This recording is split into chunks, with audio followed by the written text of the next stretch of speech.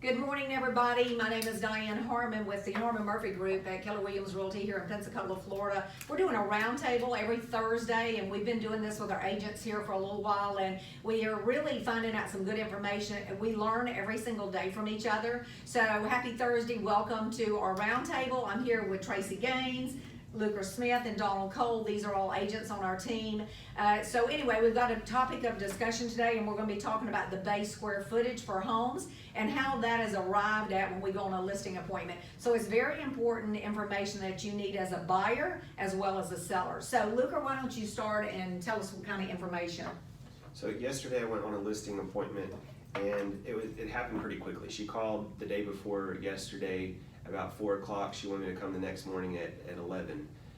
So I did all the research that I normally do. I pulled up the property on the property appraiser's website, compared it to a old MLS listing, which she had just bought the house 6 months ago for cash. It did show me that there was discrepancies between the base area square footage from what the county had recorded and what was recorded in the last purchase when she purchased it in January of this year. So when I got to the appointment, I asked her if she was aware of how many square feet the house had, and she said she thought it had 1,800.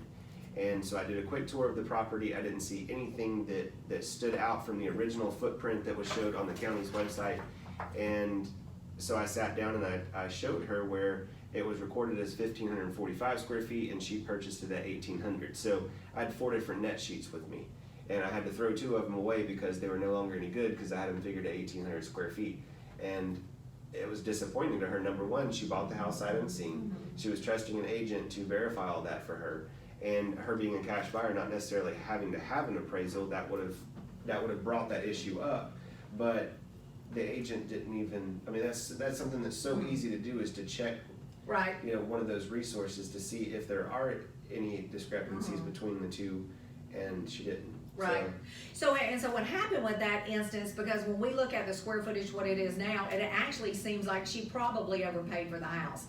Just unbeknownst to her, whether her agent didn't do their proper research, we don't know what the reasoning is, but we know that as listing agents going on a listing appointment, we have to verify and validate what that square footage is. Because if we list that at the same square footage that she purchased it at, number one, the next buyer that's buying it, if they're getting an appraisal, that house will not appraise because the square footage is so off. It was off by about how much? 255 square feet. 255 square foot. And if you multiply that, the average dollar per square foot around town right now is about $100. Let's just use that on average. That's a lot of money. That's a whole lot of money. And so that means, number one, that your home is overpriced. And number two, if Luke or Tracy or Donald had a buyer and they were going to look at that property about purchasing it, hopefully they're pulling the information and doing comps and finding out that square footage is not correct. So it's very easy to go to Escambia County or Santa Rosa County and pull that property appraiser's page, see what the square footage is. So that's something very valuable and important. And if that seller has their appraisal, always have them look up that appraisal. It doesn't matter if that appraisal was done, 15 years ago, as long as that footprint has not changed. So let's talk about footprints for a second. So let's just say that they had a covered patio, and maybe they closed that in, they glassed it in, they've got heat and air in there, whether it's through a wall unit, as long as it's heated and cooled. It has to be heated. An appraiser doesn't care anything about being cool, but it has to be heated. And if they close that in, we can use that and add that square foot on there. So we just need to make sure of that, because it's really important when you're buying or selling a house because of that. I want to talk about one thing in particular. We have a house listed right now on Manassas Court. And so what happens is when you pull up the property appraiser, and I know maybe if you could zoom in and see that, you see I've got it highlighted in yellow and orange. So when I went on this listing appointment, the base square footage said it was 1,599 square foot. And then it had base semi-finished, which was about 624. So I, like Luker, didn't know what I had until I actually got there. Well, that 624 square foot had been changed into a fully living quarters as a mother-in-law suite. It was fully sheetrocked. It had a great ceiling. It had heated and cooled by the inside AC unit. Had a bathroom in it that was already existing. And so I knew at that point that I could count that 624 square foot. So now, instead of having a footprint of 1599, I was able to add that 624 now for 2,223. But what I wanted to do is make sure with the county, what the county had recorded as far as living, heated and cool square footage, because when an appraiser goes out, if they don't have the full living square footage, they can't count that. And that would be very sad to lose that 624 square foot, because now, based on the purchase price of that home, it would be way overpriced. So we called the county said yes, they were including it as square footage, as heated and cool, so now we know, we verified that it was 2,223 square foot. So it's just really important that you look at those things. I tried to sell a house about 2 years ago up towards Century. It had a footprint that said both areas were base areas. It had two large areas that said were base areas.